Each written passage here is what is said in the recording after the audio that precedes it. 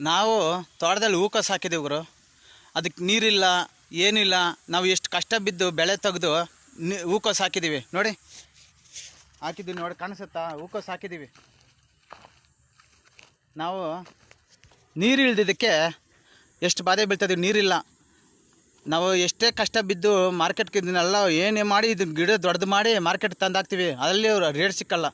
ನಾವು ಬೆಳೆದಿದ್ದಕ್ಕೆ ಏನು ಸುಖ ಗುರು? ಏನು ಸುಖ ಇಲ್ಲ ಗುರು. ನಾವು ರೈತರು ಹಾಳಾಗಿ ಹೋಗ್ತಾಯಿದ್ವಿ. ಸಿಟಿಲಿರೋರು ಗುರು ಬದುಕ್ತಾ ಇರೋದು, ಜೀವನ ಮಾಡಿ ಚೆನ್ನಾಗಿ ಬದುಕ್ತಾರೆ. ರೈತರು ಕಷ್ಟ ಬಿದ್ದು ಅವ್ನ ಮಣ್ಣೊಳಗೆ ಹೋಗ್ಬೇಕು. ಯಾಕಂದರೆ ರೈತರ ಬಗ್ಗೆ ನಿಮ್ಗೆ ಗೊತ್ತಿಲ್ಲ. ಆದರೆ ರೈತರು ತಣ್ಣಗೆ ಒಳ್ಳೊಳ್ಳೆ ಐಟಮ್ ತಂದು ಮಾರ್ಕೆಟ್ಗೆ ಹಾಕಿದರೆ ಒಳ್ಳೆ ಸಬ್ಬಿಯಾಗಿ ಮಾಡ್ಕೊಂಡು ತಿಂತೀರಿ.